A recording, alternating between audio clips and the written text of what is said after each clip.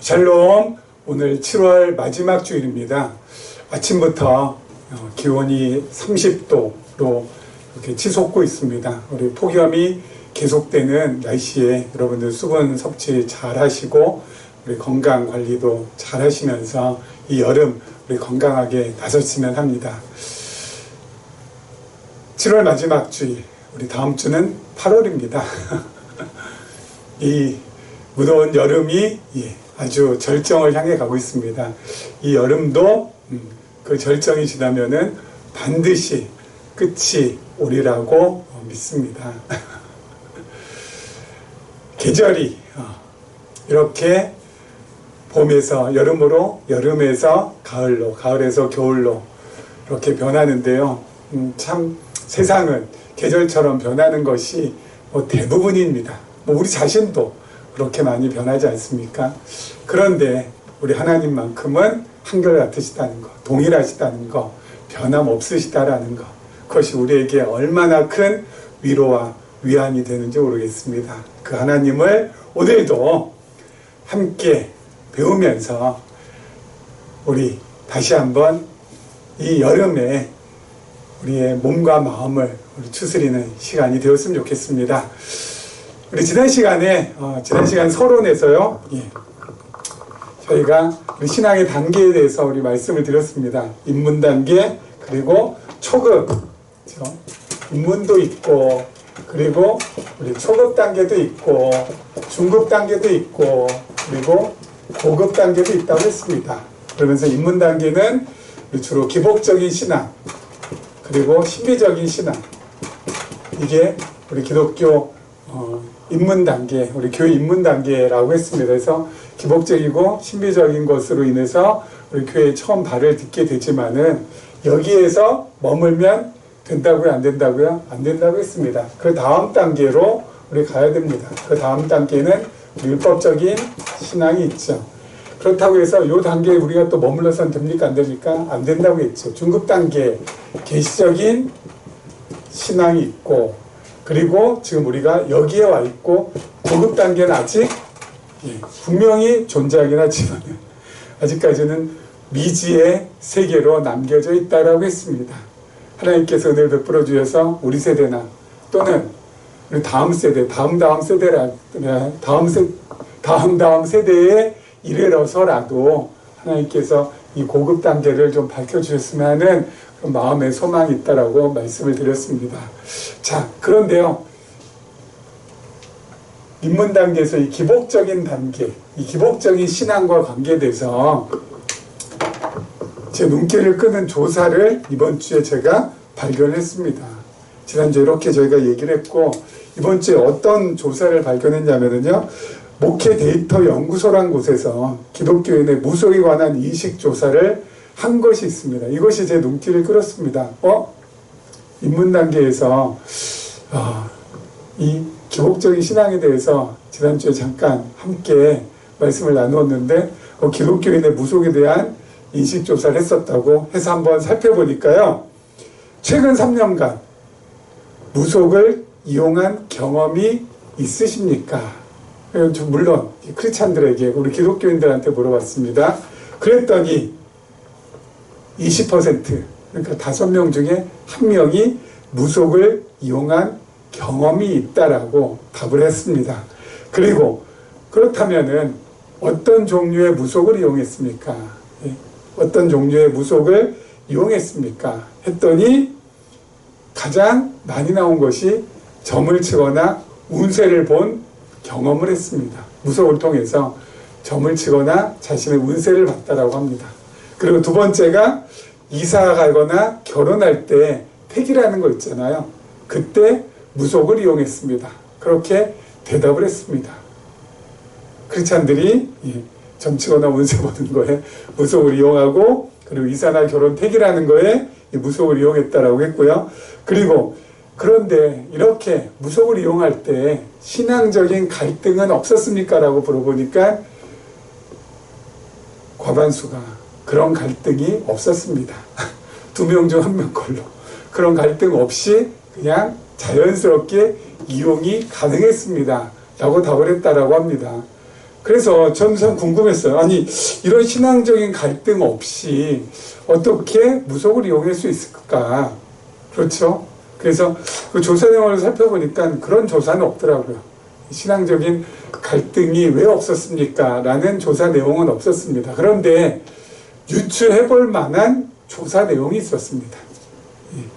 신앙적인 갈등 없이 무속을 우리 크리스찬들이 이용할 수 있도록 해주는 것이 무엇인지를 좀 유추해 볼 수 있는 그런 질문들이 있었습니다. 바로 뭐냐면요,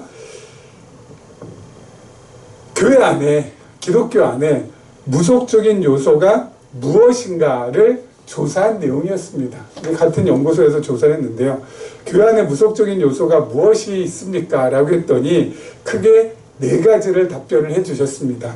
첫 번째가요, 헌금하면은 복 받는다는 설교. 그것이 가장 큰 비중으로 나왔고요. 헌금하면 복 받는다. 우리 많이 익히 들었던 거죠. 헌금하면 복 받습니다라는 그 무속적인 요소. 그리고 두 번째가 담임 목사 개인을 신격화하는 것. 그렇죠? 담임 목사님 개인을 신격화하는 것. 목사의 말씀에 반드시 순종해야 되고 뭐 이런 거 있지 않습니까? 그런 것들이고 무속적인 요소라고 보고 있고요. 그리고 세 번째가 믿음이 약해서 병이 낫지 않는다라는 거. 믿음이 약하니까 병이 안 낫는다라고 하는 거. 이런 것들 무속적인 요소로 보고 있고요. 그리고 네 번째가 교회 안에서 행해지는 예언 또는 병고침, 귀신 쫓음 등에 대한 맹신, 이런 것들이 바로 교회 안에 있는 무속적인 요소라고 그렇게 답을 했다라고 합니다. 자, 그런데요, 여러분, 교회 안에 있는 이런 무속적인 요소는 정말 무속에서도 그대로 행해지고 있습니다. 무속에서도요, 복 받는 비결 해가지고 이렇게 하면 복 받고 저렇게 하면 복 받고, 그렇죠? 이렇게 하면은 복 받고 저렇게 하면 복 받고 뭐 이런 것들 되게 많지 않습니까? 무속에서 구판을 크게 버려야지 복을 받습니다. 또는 무슨 부적대기 하나를 갖고 다녀야 해를 입지 않고 늘 건강하게 삽니다. 뭐 이런 것들 있잖아요. 그렇죠? 이렇게 하면은 복 받고 저렇게 하면은 복 받지 못한다는 교회 안과 너무나도 비슷한 요소가 있다는 것이죠. 그리고 신내림 받은 무당을 신격화하는 것도 있잖아요. 신적 존재로 여기는 거. 목사 개인을 신격화시키는 것, 신적 존재로 만드는 거나 무당을 신격화하는 거나 너무 비슷한, 닮은 꼴로 비슷한 요소들이 있죠. 그리고 구판 보여서 병 고치는 거, 정성이 부족하다 해가지고 병 고침 받지 못한다라는 거, 교회 안에서 믿음 약해서 병 낫지 못한다는 거, 너무 유사하지 않습니까? 그리고 교회 안에서 행해지는 예언, 그리고 병 고침, 그리고 귀신 쫓아내는 거, 무속에서도 전부 일어나는 겁니다. 이러다 보니까 교회 안에서 행해지는 거하고 그리고 신당에서 행해지는 거하고 목사들이 하는 거나 무당이 하는 거나 뭐 그렇게 차이가 없으니까, 그렇죠? 그렇게 차이가 없으니까 너무 구조가 비슷하잖아요. 그래서 교회로 갔다가 신당으로 갔다가 신당으로 갔다가 교회로 갔다가 자연스럽게 왔다 갔다 하는 것이 아닌가. 그래서 신앙적인 갈등을 겪지 않고 무속을 이용하는데 거침이 없지 않나라는 생각이 들었습니다. 이거에 대해서 그거 아니다라고 확실하게 끊어줘야 되는데 참 안타깝게도 우리나라 교회는 여기에 너무 많이 머물고 있으니까, 그렇죠? 입문 단계에서만 맴맴 돌고 있으니까 이걸 갖다가 말을 확실하게 못하는 거죠. 너무 비슷하잖아요. 너무 비슷하니까. 장소만 좀 바뀌잖아요. 교회당하고 신당. 대상만 바뀌잖아요. 목사하고 무당. 그래서 이걸 말하지 못하는 거죠. 여러분, 이 무속에서 가장 큰, 성경하고 가장 큰 차이, 도저히 좁힐래야 좁힐 수 없는 차이가 무엇인지 아십니까? 바로 무속에서는 누구 중심이에요? 사람이 주인이고, 그리고 신은 종에 불과해요. 종에. 신은 종에 불과하더라고요. 인간이 필요할 때, 사람이 필요할 때 이용해 먹는 도구로서의 신입니다. 무속에서는. 갑자기 예기치 못한 일, 불행한 일, 병이 갑자기 들었다거나 갑자기 무슨 사고가 생겼다거나 그럼 어때요? 그때 신을 찾죠. 무당이 구판을 벌입니다. 그래서 여러분 구세 삼요에서 말씀드렸었잖아요. 제일 먼저 뭐 한다고요? 신을 부릅니다. 강신이라고 하잖아요. 신을 불러요. 그리고 나서 그 불러온 그 신을 즐겁게 해줍니다. 열심히 빌고 꽹가리 두들기고 피리 불고 푹 두들기고 무당 작도 타고 그러면서 신을 즐겁게 해줍니다. 그러면서 거기에 대고 소원 빌지요. 들어달라고. 신이 들어줬으면은 그 다음 단계 뭐예요? 즐겁게 해준 다음에 이 오신이라고 하는데 그 다음 단계는 송신입니다. 다시 신을 보내는 겁니다. 이제 더 이상 필요 없다는 겁니다. 자기 자리 돌아가라는 겁니다. 신은 언제 필요해요? 인간이 필요를 할 때만 필요한 것이고, 그리고 나서 필요하지 않을 때는 어때요? 신하고는 전혀 상관없이 살아가는 겁니다. 주체적으로. 신은 인간이 부려먹는 종에 불과해요. 이게 무속이에요, 이게. 근데 그동안 교회도 하나님을 그렇게 생각해 왔잖아요. 느닷없이 힘들고 어려운 일 생기면 어때요? 기도합니다. 새벽에도 나오고 철야도 하고 부르짖습니다. 그러다가 문제가 해결되면 어떻게 돼요? 더 이상 새벽 안 갑니다. 철야 안 갑니다. 부르짖지 않습니다. 그 다음부터는 어때요? 주체적으로 내가 살아갑니다. 기독교를 무속 종교화 시켰어요. 여기에만 머무니까, 입문 단계에만 머무니까. 아닙니다. 계시적 관점은 어때요? 완전히 뒤집어 놓는 겁니다. 하나님이 주인이시고 우리는 종에 불과하다. 그의 피조물에 불과하다. 완전히 바꿔버리는 겁니다. 우리 뜻에 움직이는, 우리 필요에 의해서 움직이는 하나님이 아니라는 거죠. 하나님 뜻에 의해서 움직이는 우리, 하나님 필요에 의해서 움직이는 우리라는 것이죠. 하나님은 절대 주권을 가지고 자신의 뜻대로 이 세상과 우리 인생을 이끌어 가신다는 것이죠. 완전히 다릅니다. 무조건. 그래서 제가 말씀드리잖아요. 이렇게 성경을 계시적 관점에서 볼 때 하나님은 어때요? 우리가 병들고 우리가 힘들고 우리가 어려울 때 어때요? 어떻게 해야 돼요? 여기에서 구해주세요. 여기에서 꺼내주세요. 여기에서 낫게 해주세요. 그게 아니라 주여, 주님의 뜻이 그렇다면 제가 그렇게 하겠나이다. 제가 병드는 거라면 병들겠나이다. 제가 낮아지는 거라면 낮아지겠나이다. 제가 손을 보는 거라면 손을 보겠나이다. 우리는 그런 마음으로 하나님을 섬기며 살아가는 거라. 완전히 다르죠. 완전히 다르죠. 계시적 관점에서 하나님 말씀을 바라볼 때는 신앙의 새로운 지평이 열리고 삶의 질이 높아질 수밖에 없다니까요. 자, 우리 지난 시간에 이어서 계속해서 우리 요한복음 14장 말씀, 우리 오늘 마지막 부분입니다. 함께 살펴보도록 하겠습니다. 28절 말씀. 내가 갔다가 너희에게로 온다는 말을 너희가 들었나니 나를 사랑하였더라면 내가 아버지께로 감을 기뻐하였으리라. 아버지는 나보다 크심이라. 이제 일이 일어나기 전에 너에게 말한 것은 일이 일어날 때에 너희로 믿게 하려 함이라. 이후에는 내가 너희와 말을 많이 하지 아니하리니 이 세상의 임금이 오겠음이라.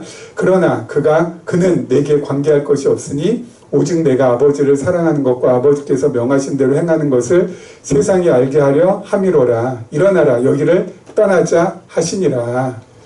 자, 예수님께서 제자들에게 아버지께로 가신다라는 것을 여러 차례 말씀하셨습니다. 여러 차례 아버지께로 난 간다. 아버지께로부터 난 왔고 다시 아버지께로 갈 것이다.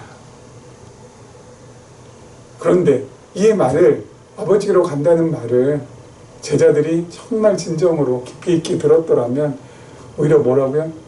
기뻐했을 거라고요. 너희 나를 사랑했다면 정말 기뻐했을 거라고요. 왜요? 아버지께로 가셔야 뭐예요? 구원의 문이 열리고 구원의 길이 만들어지는 거잖아요. 예수님께서 아버지께로 가셔야 구원의 길과 구원의 문이 열립니다. 그렇잖아요. 그래서 제자들이 어때요? 모두가 구원받는 하나님의 자녀들, 하나님의 백성이 되는 거 아닙니까? 그렇기 때문에 이보다 더 좋은 일이 있을 수는 없죠. 그래서 기뻐했을 거라고. 게다가 예수님께서 아버지께로 가시면 또 뭐예요? 성령께서 오시잖아요. 성령께서. 보혜사 성령이 오시잖아요. 그래서 성령이 오셔서 제자들 언제 어디서나 늘 보호해 주시고 정말 강력한 은혜도 베풀어 주시고 진리 가운데로 인도해 주시고, 제자들에게는 너무너무 어때요? 좋은 일이고 그야말로 천군 만마를 얻는 것보다 훨씬 더 든든한 일 아니겠습니까? 예수님께서 아버지께로 가시는 것은. 근데 제자들은 어때요? 반응이 시원찮습니다. 왜 시원찮을까요?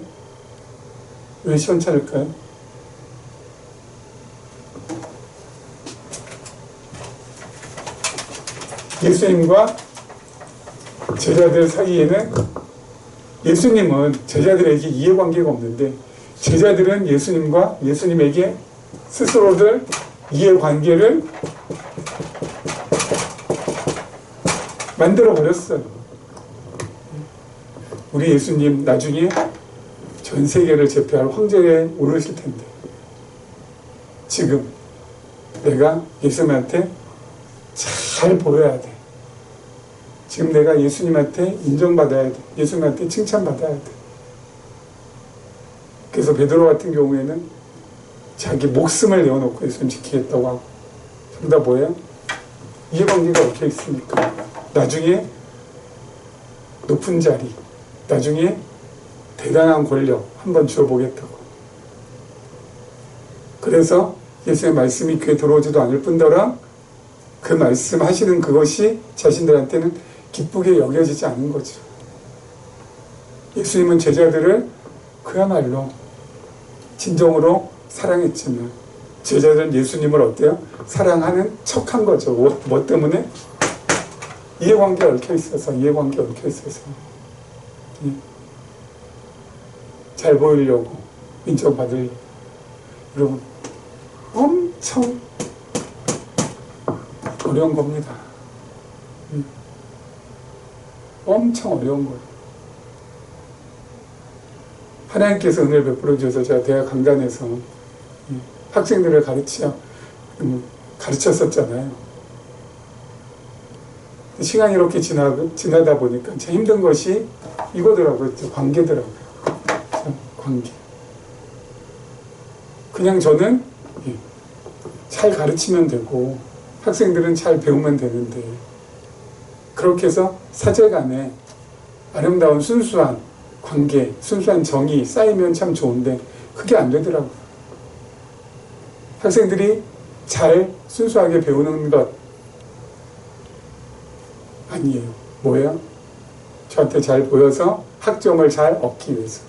교수도 마찬가지입니다. 교수 평가라는 것이 있지 않습니까? 그래서 제가 학생들 잘 다독거리고 뭐 간식이라도 사주고 그러면은 좀 평가 잘 받으려고 교수가 지금 우리한테 뭐 간식 사주나 보다 그런 식으로 받아들이니까 이 관계가 어렵더라고요. 그래서 학기 끝나면 관계도 끝납니다. 이해관계에 얽히면은 너무 힘들게 되는 것이죠. 자, 하지만 오순절 성령이 임하시고 이 이해관계가 어때요? 더 이상 필요 없게 됐어요. 예수님께서 부활승천하신 이후에야 제자들은 더 이상 이해관계에 얽혀있지 않게 되었습니다. 정말 순수하게 예수님 사랑하는 마음으로 복음을 전하고 예수님 사랑하는 마음으로 예수는 그리스도라고 증거하고 다니고 너무 멋진 모습으로 제도권 학교에서는 이해관계가 얽혀 있어서 가르치는 자나 배우는 자나 전부 어때요? 그 이해관계로 돌아가지만 참 감사하게도 교회라는 곳은 그렇지 않죠. 제가 지금 말씀을 전하는 것, 또 말씀을 나누는 것은 뭐 엄청나게 반대급부를 기대하면서 하는 거 전혀 아니잖아요. 저도 그냥 좋아서 하는 것이고 여러분도 주일날 와서 이렇게 말씀을 함께 배우는 것은 그냥 좋아서 하는 것이죠.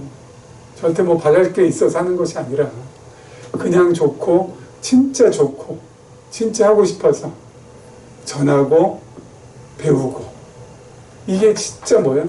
순수한 관계예요. 이런 관계를 하나님께서 교회라는 곳에다 만들어 주셨어요. 그런데 아까 잠깐 말씀드린 기독교가 무속종교 되면서 어떻게 됐어요? 서로가 서로의 이해관계로 얽히는 그 관계가 되었잖아요. 그래서 목사한테 인정받고 목사한테 칭찬받고 그래야지 내가 뭐라도 하나 더 복이라도 하나 더 얻을 수 있는 것처럼 되어버렸잖아요. 불행입니다. 불행이라고. 목사도 교인들한테 뭐라도 하나 더 얻고자. 불행이라고요. 이해관계로 얽혀있는 것은 이것은 교회가 아닙니다. 교회는 뭐예요? 순수해야 돼요. 순수해야 돼요. 순수해야 돼요. 예수님이 그저 사랑했고 오순절 성령을 경험한 이후에 제자들이 예수님 그저 사랑하듯이 어떤 조건 전혀 없이 그래야 그것이 교회고 그래야 그것이 참된 하나님 나라인 것이죠.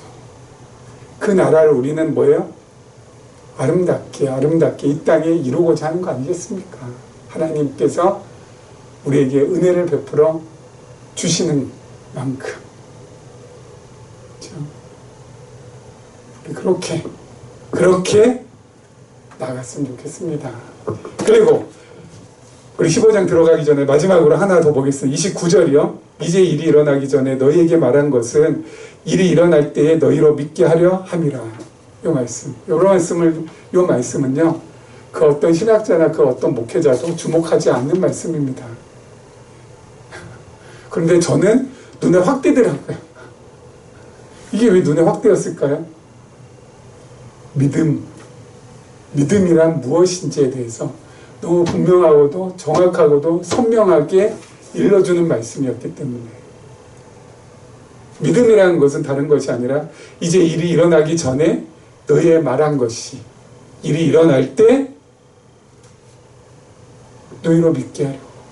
예수님께서 뭐라고 하십니까? 나 아버지한테 간다. 가는 방법은 뭐예요? 인자가 들려야 하리라. 나 십자가 지고 간다. 제자들한테 얘기했잖아요. 말씀하셨잖아요.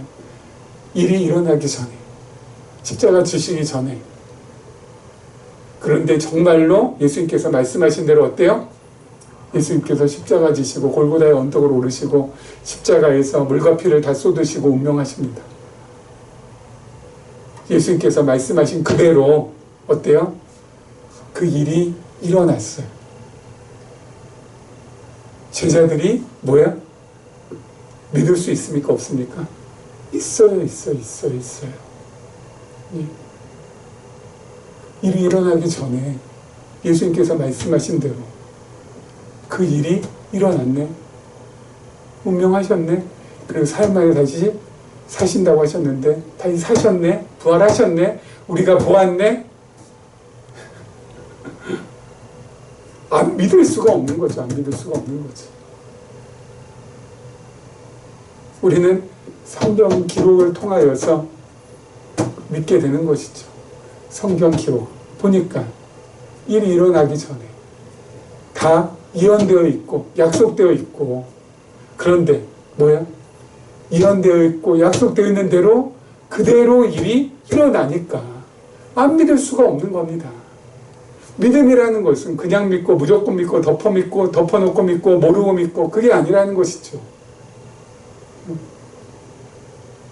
하나님께서 성경을 기록할 때 이런 구조를 통하여서 우리에게 믿도록, 우리가 믿지 않으면 안 되도록, 하나님의 자녀들은 다 믿을 수 있도록 그렇게 기록해 놓은 것이 성경이라는 거.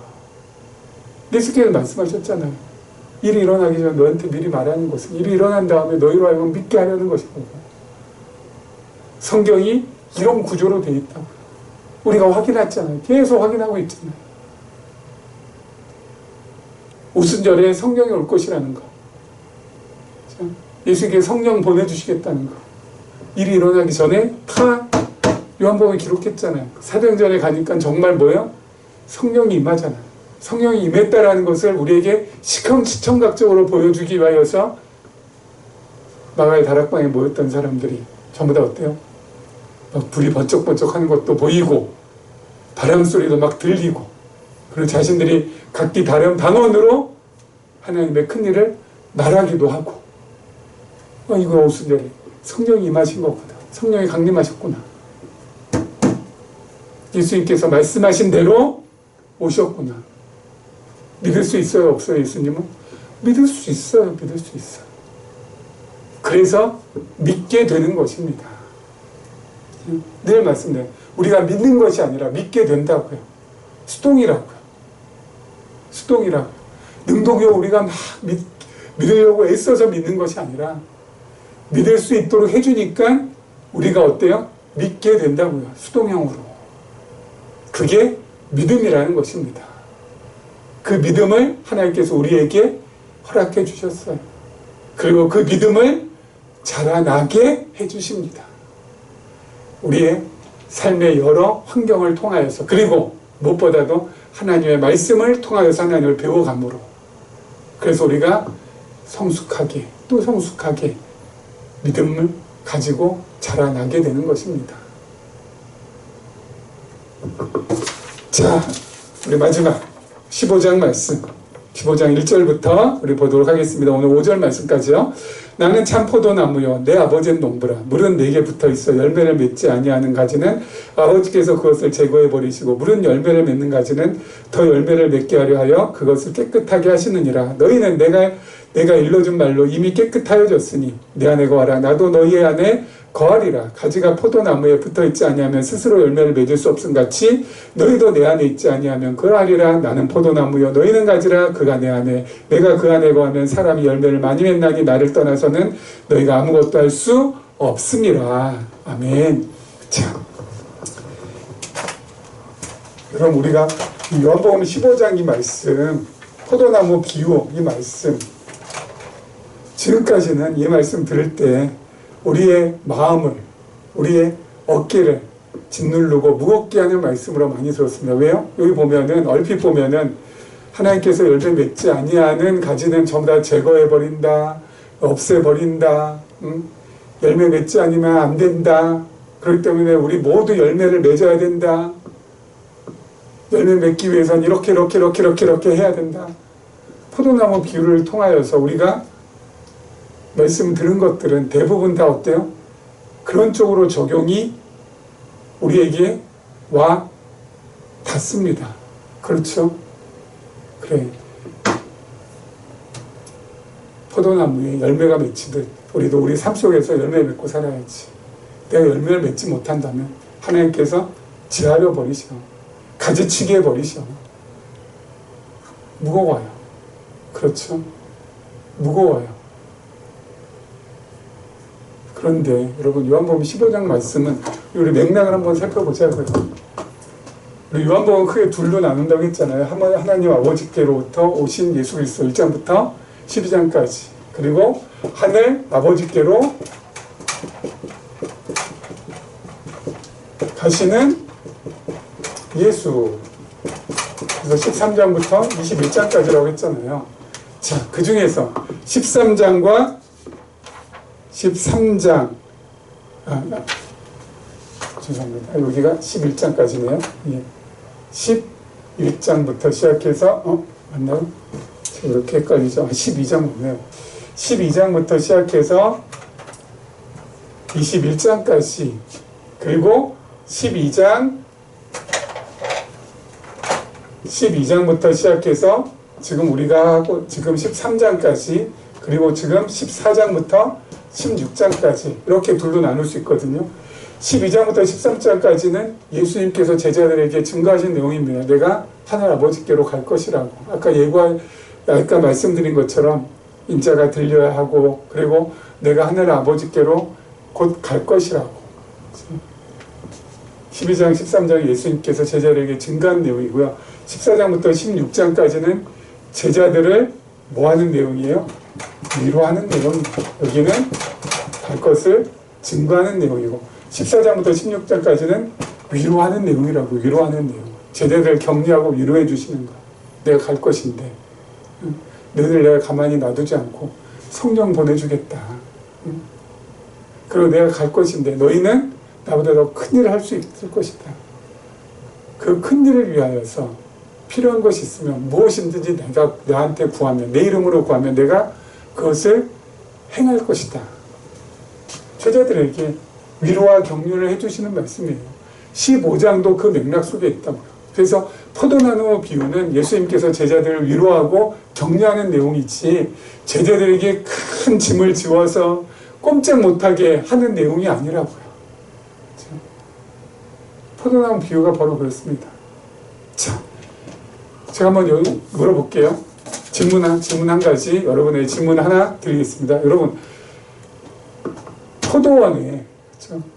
포도나무 과수원에 농부들은, 과수원 지기들은 포도나무의 가지를 딱 보고 이 가지는 열매를 맺을 가지다, 이 가지는 열매를 맺지 못할 가지다, 구분하고 분별할 수 있을까요? 없을까요?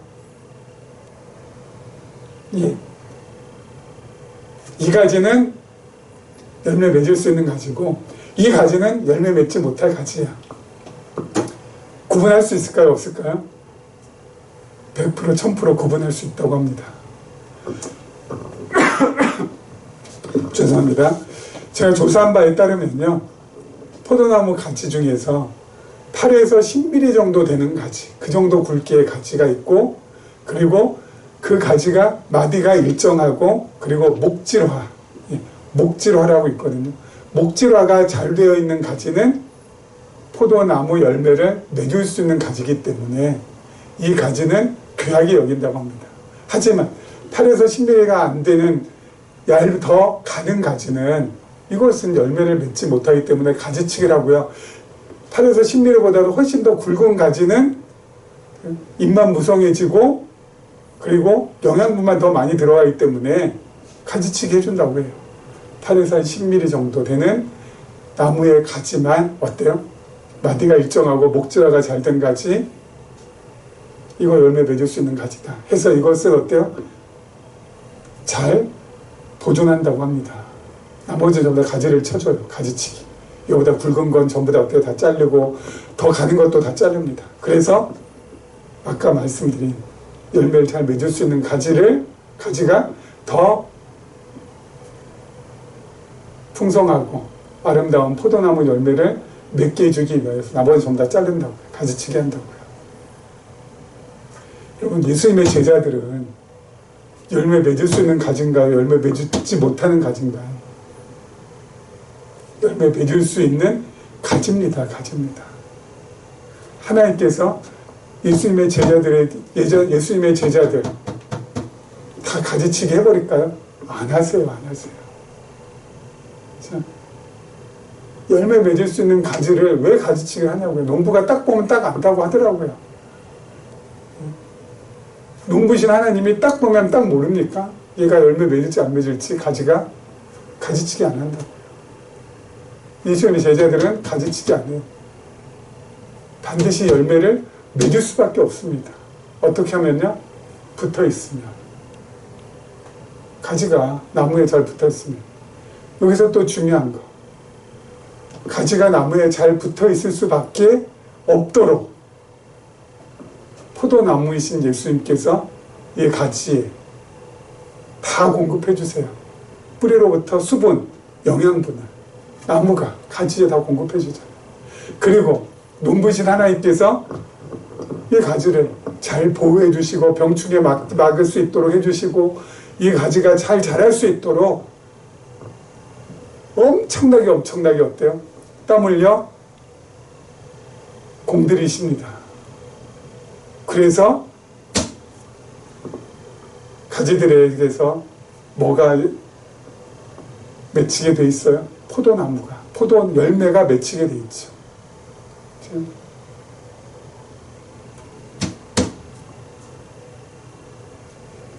너희 가지다. 나한테 붙어있지 않냐. 내가 너희한테 열매 맺게 해줄 거야. 걱정하지 마. 염려하지 마. 너희가 맺을 열매, 사랑의 열매, 기쁨의 열매, 화평의 열매, 온유의 열매, 절제의 열매, 오래 참음의 열매, 내가 잘 맺게 해줄 거야. 걱정하지 마. 너희 나 떠날 수 없어. 나 떠나서 너희는 아무것도 할 수 없어. 뭐요? 위로해주고 격려해주는 말씀. 우리도 마찬가지. 우리도 예수님의 제자처럼 우리도 뭐예요? 열매 맺을 수 있는 가지로 하나님께서 전부 다 어때요? 선택해 주셨어요. 우리는 열매를 맺을 수밖에 없어요. 하나님께서 그렇게 지극정성으로 가꾸어 주시고 예수님께서 우리에게 물과 양분을 그렇게 잘 공급해 주시는데 열매를 맺지 않을 수가 없는 거죠. 그래서 우리 안에 조금씩 어때요? 열매가 맺어가는 겁니다. 사랑도 생기고 기쁨도 생기고 화평도 생기고 충성도 생기고 온유도 생기고 양선도 생기고 성령의 9가지 열매 다 맺는 거예요. 우리가.